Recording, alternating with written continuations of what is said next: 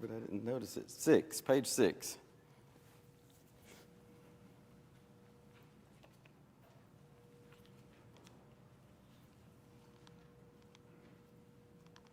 And I did it again. I forgot to skip forward too, so I'm going to go real quickly to get us where we left off.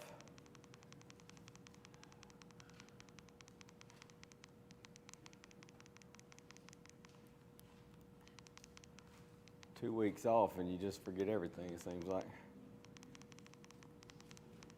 All right, so we're on page 6.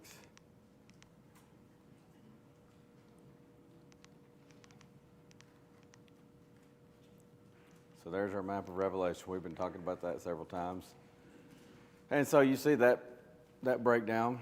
All truth, God being the source of all truth, committed all truth in the hands of Jesus, the Word incarnate, Jesus the Son of God. When Jesus left this earth, he sent the Holy Spirit to guide the apostles into all truth. So you have the apostles, and I mentioned before we would probably do well to add to that the apostles and prophets, because there were New Testament prophets who were inspired, and with good reason. People, the old law has been nailed to the cross, and so people are coming, especially from a Jewish background, and say, well, okay, so now we're disciples of Christ, and so sure, we'll meet this Sabbath day, and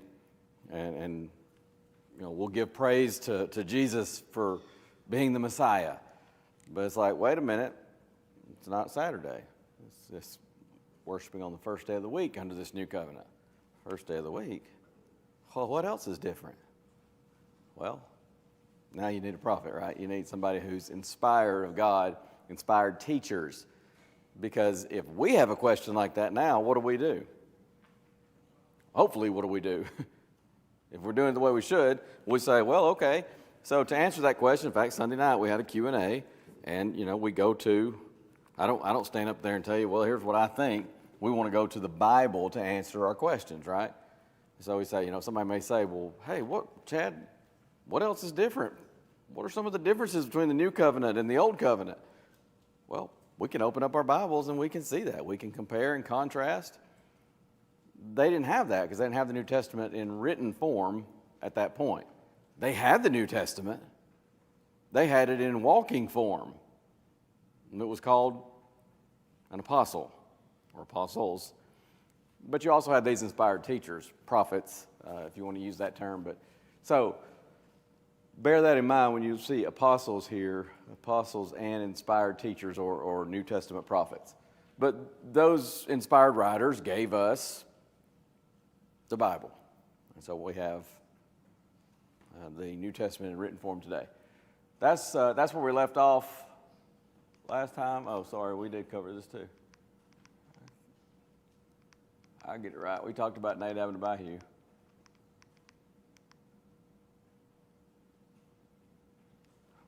Did we go that far? Yeah, we did. I'm sorry. There. This is. I think we did cover this slide, as I recall.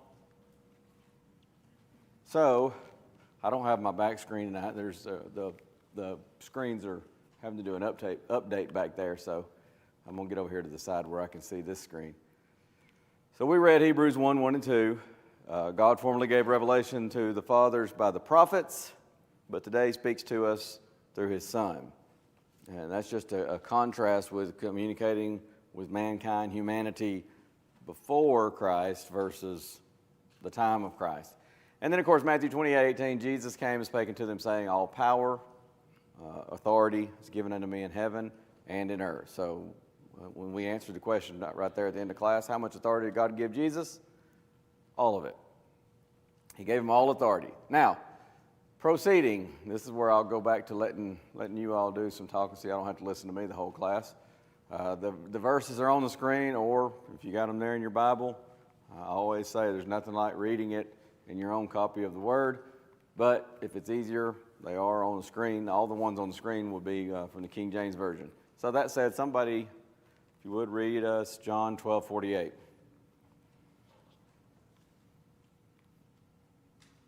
He that rejects me and receives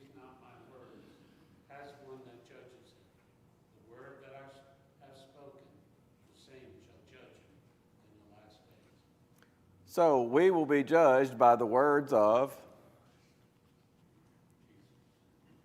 Now, here's an important point. If I'm doing this study with somebody, we're sitting down studying the Bible together, and I've had this happen several times, where we read this verse, whether it's my turn to read or their turn or somebody else that's in our group, sometimes 3 or 4 of us in a study, and we'll read this, and I've had it happen with this particular question.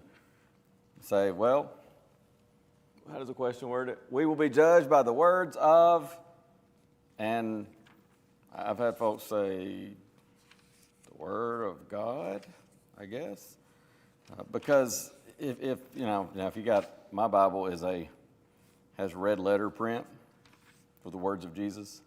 So if people have that, a lot of times they'll know. And you say, well, we'll be judged by the words of, oh, it's Jesus.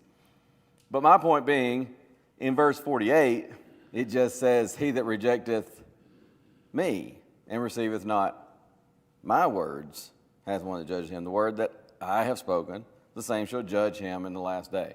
Well, you got to know one of the fundamental questions anytime you study the Bible, who's speaking? And so to answer that question, you have to know who is speaking. And I have literally had people in a study kind of look at me and go, I don't know. It just says me, my, I. I'm not sure. And so I say, oh, you know what? Let's back up just a little bit. And we go to verse 44, and beginning there in verse 44, Jesus cried and said, and then going forward from there, you've got several verses where Jesus is speaking.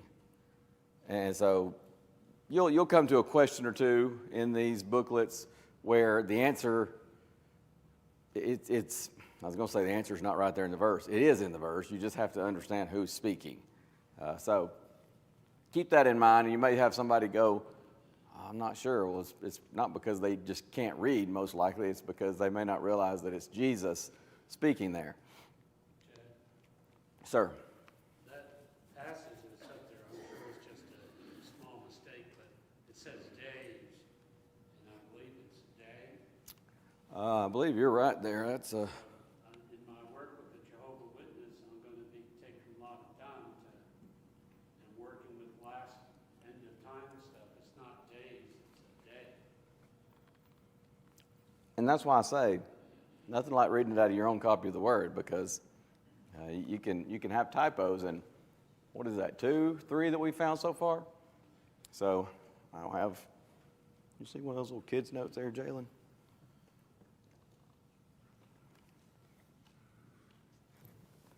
Thank you. I'm going to make a note of that because, so what are we in? Book 1, page 6.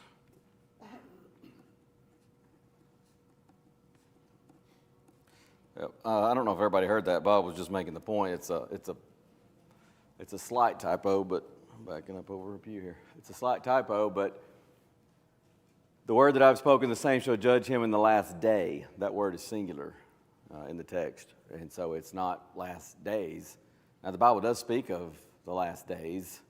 It's not sometimes how premillennial teachers would teach it to be, but the Bible teaches that the Christian dispensation is the last days, or the last dispensation, we might say, because it's the last age dispensation of time before the end of time and the end of the earth. So, but here Jesus is talking about the last day, as in the day of judgment.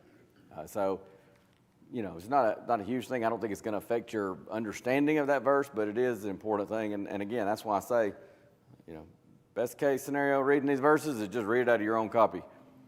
But we'll see how many of these we find as we go along. I think that's 2, might be number 3. John 1:17, who's got that? The law was given through Moses, but grace and truth came through Jesus Christ. All right, so the law was given by Moses, and then grace and truth came by Jesus. So, no grace under the old law? Jimmy says, yes, there was. What makes you say that, Brother Jimmy? You're ahead of me. Noah found grace in the eyes of the Lord. So, was there no truth under the Old Testament? course there was. God's word is truth. John 17:17. So what does it mean then? Grace and truth came by Jesus Christ. You know, I've said before, sometimes people act like God in the Old Testament was just this mean, vindictive character, and then somewhere between Malachi and Matthew he got religion, and now he's just a softy that, you know, nothing matters, anything goes, and you know, you're okay, I'm okay, and we're all going to heaven together, and like he doesn't mean what he says anymore. And you know, either extreme is false. But what does it mean? Grace and truth came by Jesus. In there, go ahead, Bob. So Moses is known as the lawgiver. Mm-hmm. It is called the law of Moses. So law was a big part of the Israelite nation. Fundamental. Grace and truth, for the salvation of God has appeared. Titus 2 and verse 14. The grace of God has appeared. Truth. So grace, unmerited favor, truth. Religious truth, truth about God, truth about mankind, truth for all nations, truth that continues. Jesus said, I am the way, the truth, and the life. So those are big things in the life of Jesus, grace and truth. Moses was known for the law. Mm-hmm. I would summarize it this way. Well, I won't say it's not original with me, but I've heard it summarized this way, and I think it's a very good explanation of John 1:17. Grace and truth in their fullest form came through Jesus Christ. And that certainly is the case. And you know, all of those things that you were saying end with that. Grace being God's unmerited favor. The grace of God that brings salvation appeared to all men in the form of Jesus Christ. And then Jesus says, I am the way, the truth, and the life. So good points there. Scott, you want to say something?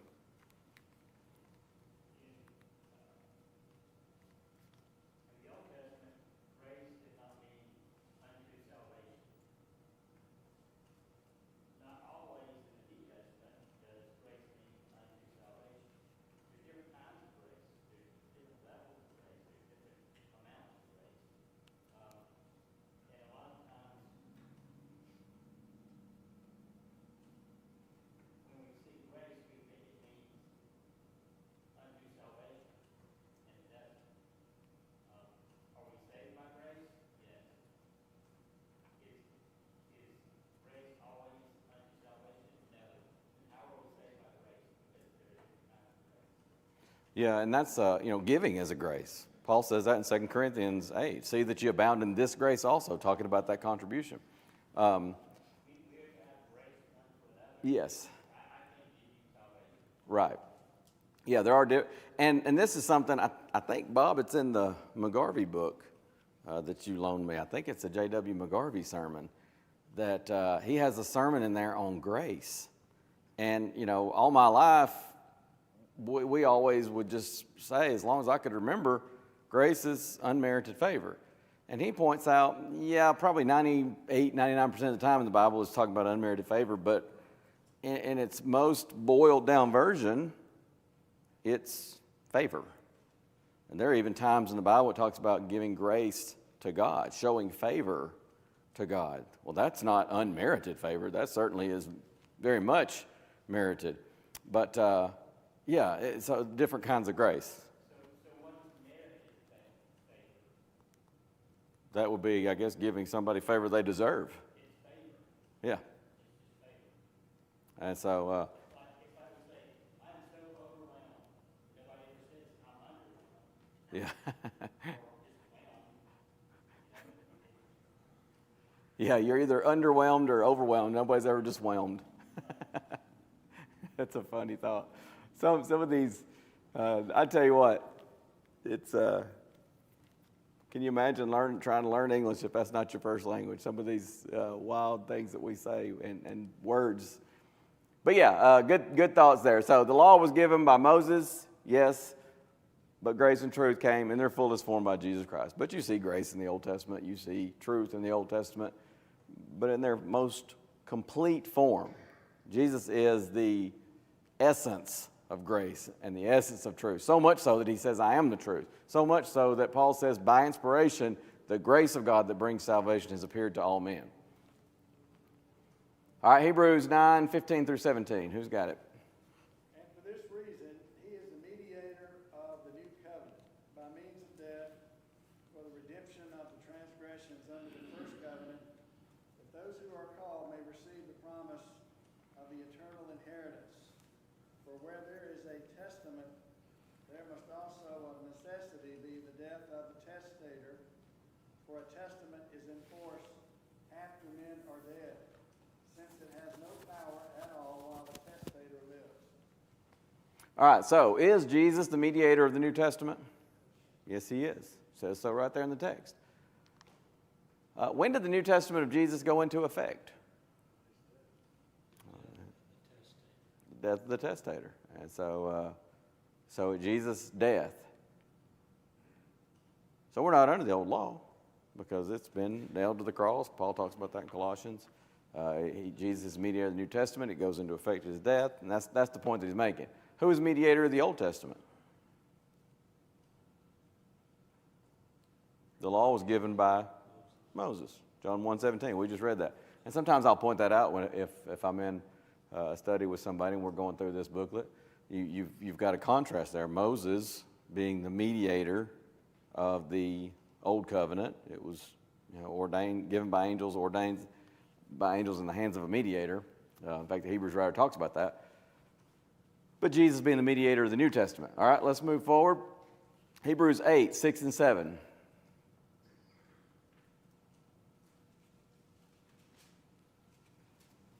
Y'all are quiet tonight.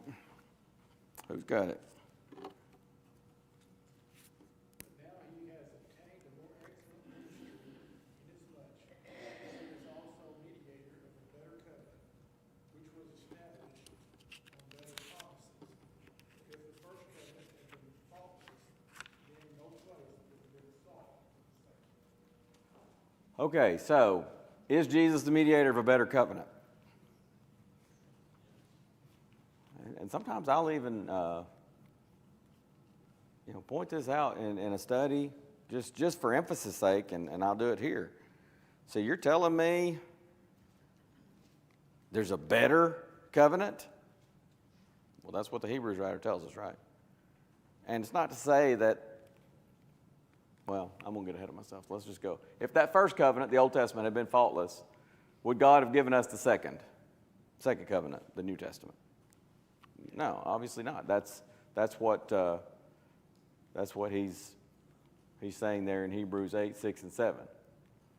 And the key here is verse 8. For finding fault with them.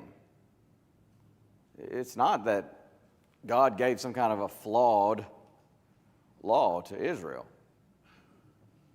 But the fault lay in that people didn't keep the law. Okay, so if you don't keep the law, you transgress the law. Well, what is transgression of the law according to 1 John 3, 4? That's sin. And the wages of sin is death, Romans 6:23. So you got to deal with the sin problem. All right, but you're under the old law. How do you deal with that sin problem? Millions and millions and millions, I mean, who knows how many animals sacrificed, blood that never ran dry at the altar of the Lord. And yet, Hebrews 10:4 tells us what? That it's not possible for the blood of bulls and of goats to take away sins. So that begs the question, what then can wash away my sins? We sing it quite often, nothing but the blood of Jesus. So there's nothing in that old law that can deal ultimately with sin. Yeah, sins are forgiven with those animal sacrifices, but God is pronouncing them forgiven based upon the coming sacrifice that was so certain God speaks of it as if it had already happened. In fact, Peter will talk about this in 1 Peter 1, verse 20. Verily foreordained before the foundation of the earth, manifest in these last days for you. But going back to that passage in Hebrews 9, notice what he says. By means of death,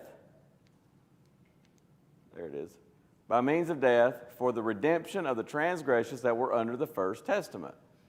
They still had to have the sacrifice of Jesus for those sins to be forgiven. And so, again, the fault is not with God, it's with them. Brother Chris, you were going to say something. Another observation of looking at the difference between the Old and the New Testament, of which there are several. But if Moses, a man who was the fault, a man with fault, was the mediator of the Old Testament, the mediator of the New Testament was perfect in every way. Yeah. Hence another reason why the New Testament is better in all phases. And man, I mean, we finished, what was it, right before summer series, we finished this study of the book of Hebrews. And it just goes through so many different aspects, so many different ways in which Jesus is better. I mean, it's a better covenant. He's better than the angels. It's a better sacrifice, better atonement, better priesthood, better covenant, better law. I mean, just down the list he goes. It's over and over and over again. He shows the superiority of Christ.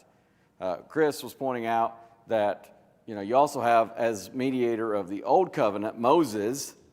Moses was human. And what's common to all humans other than death? Sin, mistakes. And so Moses was a flawed, frail, fallible human being. And yet, when Jesus comes with a new covenant, mediator of a new covenant, he is eternal, he is perfect, he is sinless, he is infallible, right? So much so that he says, I am the truth. It's a pretty amazing thought. And so, yeah, in every way, Jesus has a better covenant.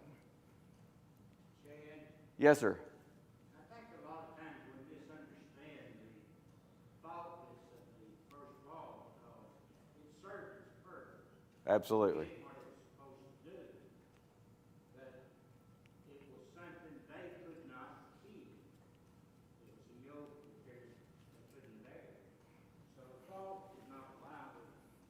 What God gave them is with their ability or inability to keep it. Absolutely. The law was perfect in the sense of, Leroy was pointing out, the law was perfect in the sense of it accomplished exactly what God intended it to. But did God ever intend it to last forever? No. It always had an end point. In fact, Paul's going to say that in Romans 10:4, that Christ is the end of the law. And that word in the cont'd Greek is a word that it's used in a lot of different ways. Sometimes it's but a common use of it was like a finish line. And so it's like Jesus is the finish line for the law of Moses. And when you finish the race, well, you stop running, right? When the fourth quarter buzzer sounds, you don't keep playing. So it's the finish, the end. I was thinking when Leroy was saying that, I was looking here at Acts 15, where the question is asked by Peter. This is in a dispute with some of the Judaizers who were saying that people had to be circumcised in order to be saved. They had to keep the law of Moses in order to be saved. And Peter says, now therefore, why tempt ye God to put a yoke upon the neck of the disciples, which neither our fathers nor we were able to bear? He says it can't save us. So why, and that's the book of Hebrews. Why would you go back to the old covenant? Why go back under the old law when you can't have salvation under that? Could the Jews have salvation under that in Moses' day? Sure. That was the law God gave them. But that's not the law God gave you and me. And so we've got to stick with the New Testament. And that's really what this whole section of our booklet is about. Because sometimes, I can't remember. It's been a while since I've heard it. But I used to hear preachers say this sometimes, maybe growing up or young adulthood, but it certainly is true.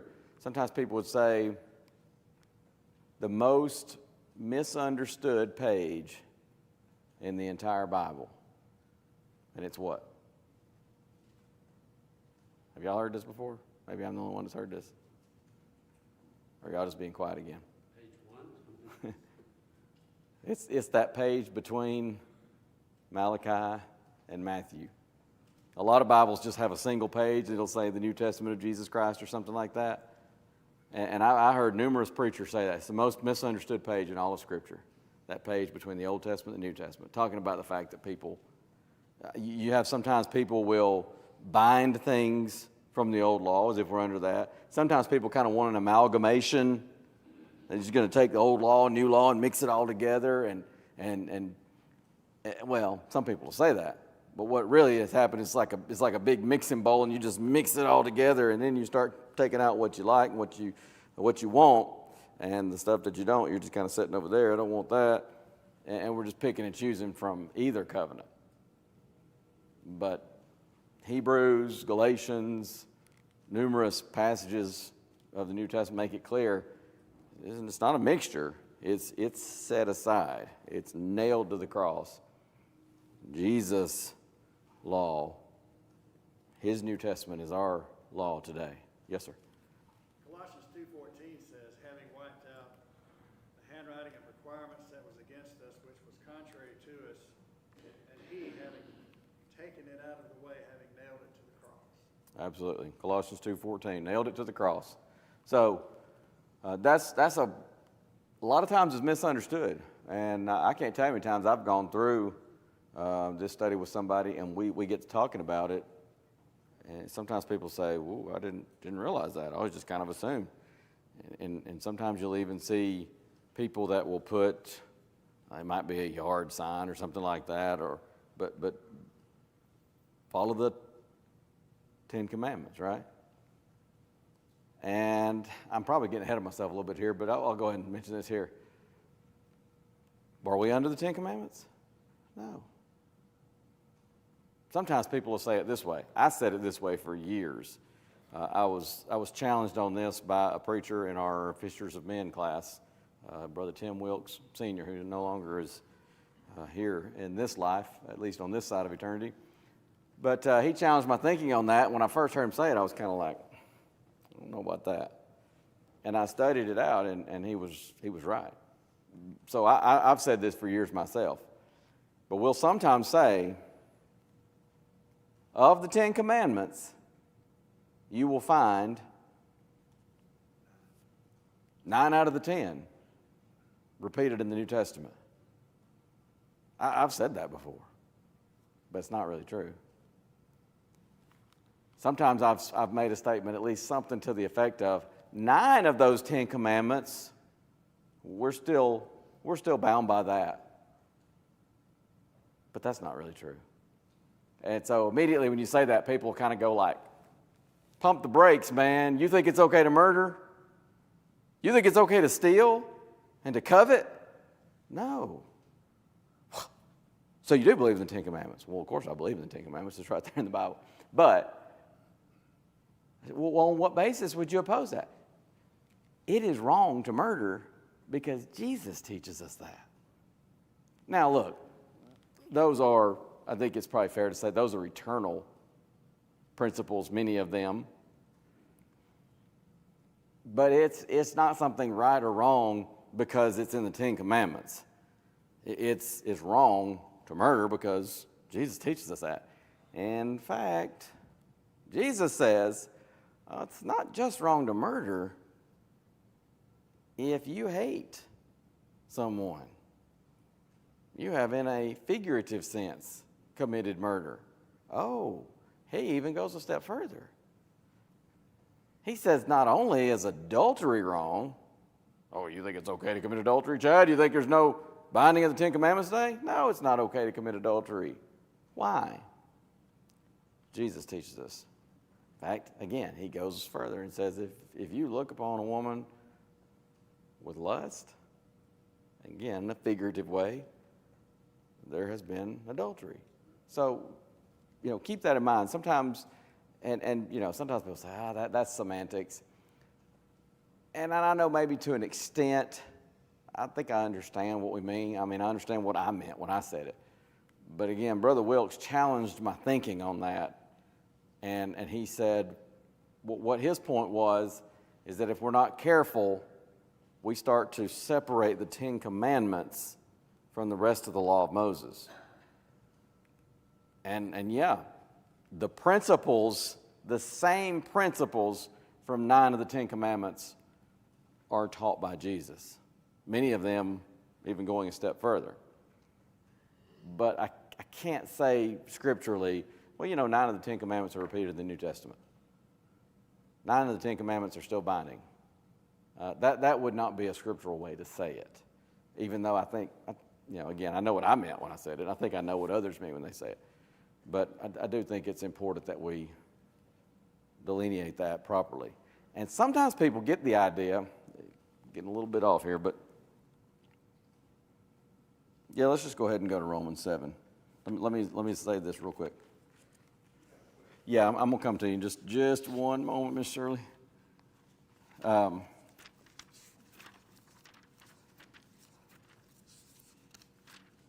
Because sometimes people, in fact, I did some study on some of this, 2004 or 5, something like that.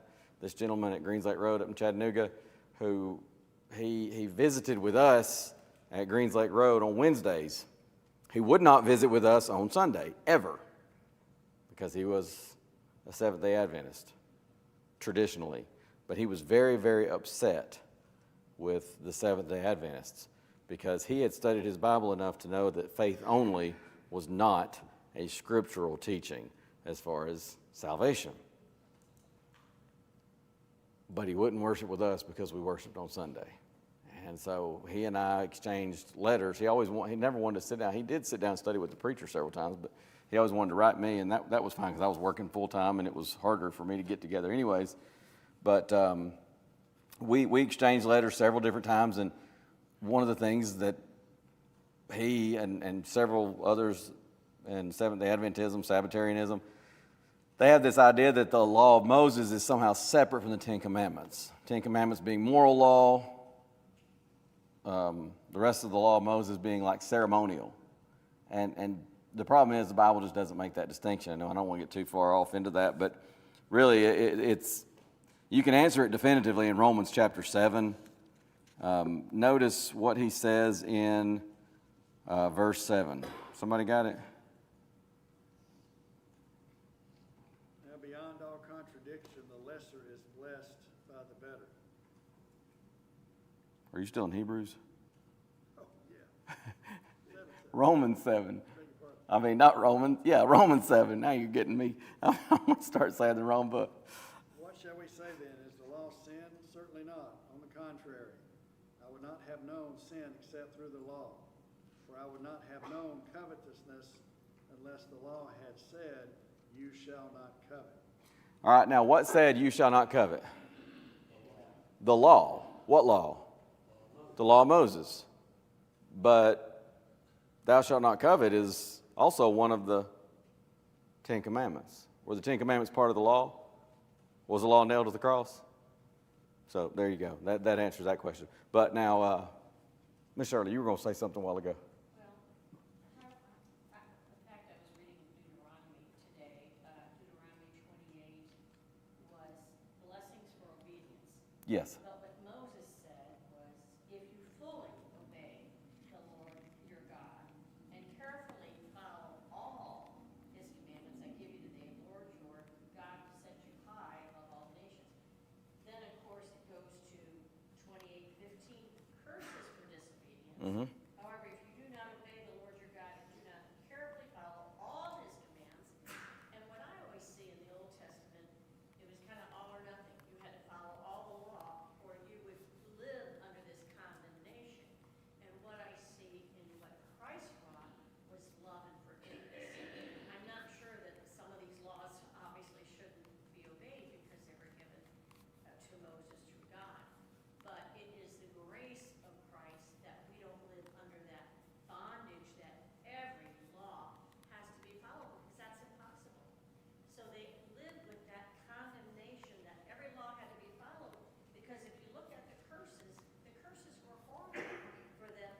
Yeah. follow all the law. And that would be a bondage that they would have been under in the Old Testament. And I would submit, I don't think there's a law, even a single law in the New Testament, in the law of Christ, that we could say, well, you know, it doesn't really matter if we obey that. I think we would say, putting all the teaching together, we're still obligated to obey.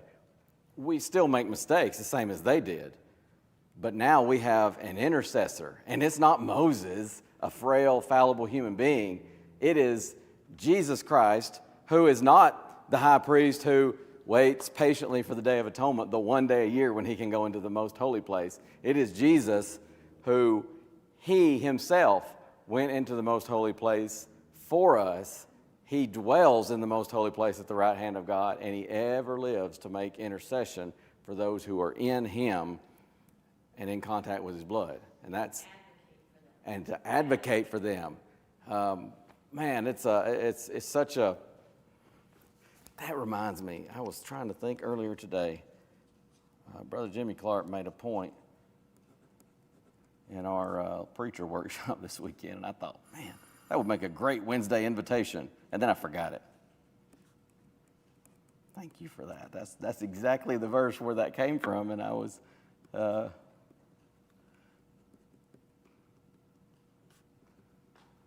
I'll have to save that for next week.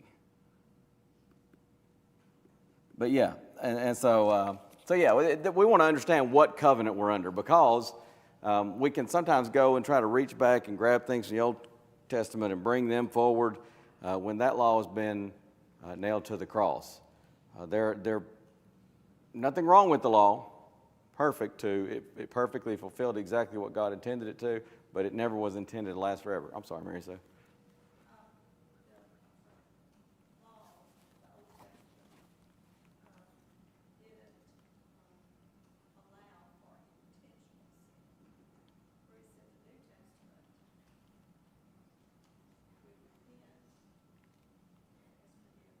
Yeah, it is interesting. When you go through the book of Leviticus and you look at sacrifices, no sacrifice for intentional, presumptuous sin.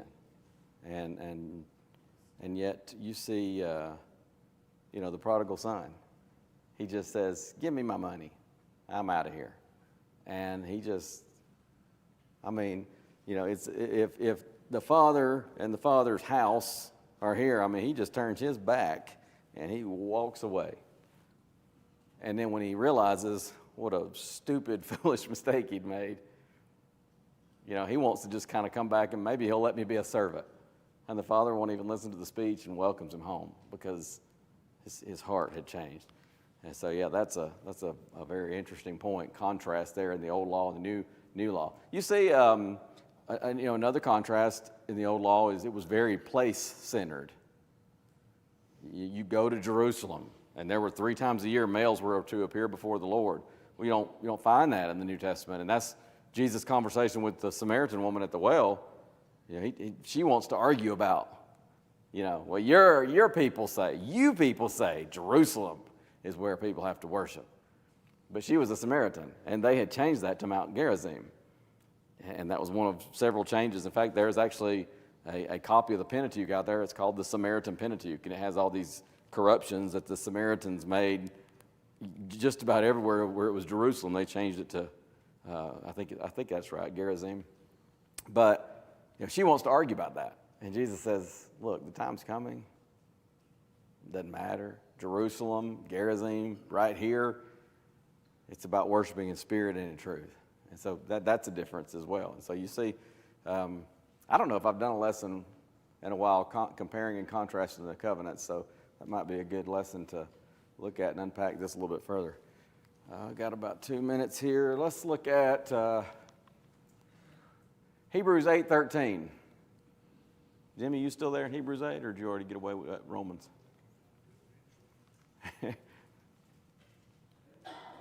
13, yes, sir.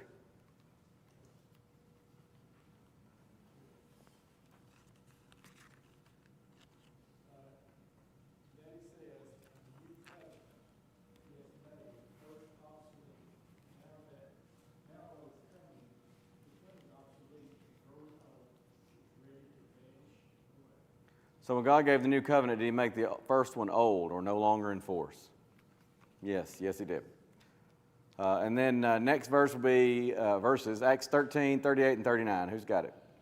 Be it known unto you, therefore, brethren, that through this man is preached unto you the forgiveness of sins, and by him all that believe are justified from all things from which you could not be justified by the law of Moses. Can we be justified by the law of Moses? Not a chance. In fact, he says, even speaking to those people with a Jewish background, he says, you could not be justified by the law of Moses. And so that's a very, very important distinction. And that's something to remember. The Hebrews writer reminds his readers over and over and over again. You go back to that, you can't be justified. Galatians 3, 11 through 13.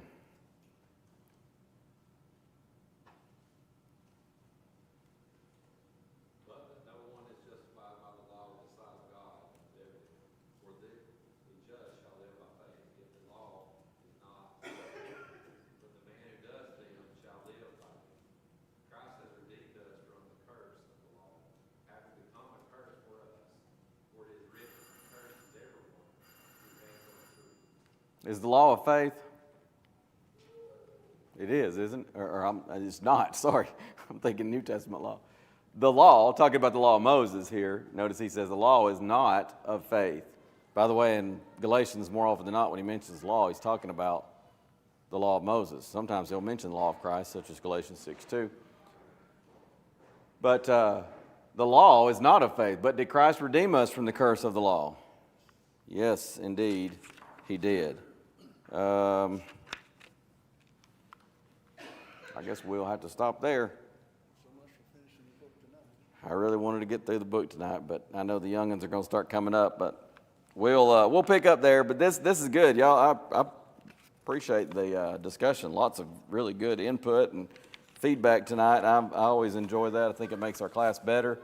And we'll continue talking about this. What law are we under? We'll wrap that up. That kind of wraps up book 1, and the theme being authority. Authority is so important. If we miss that, we're going to miss it on so many things spiritually.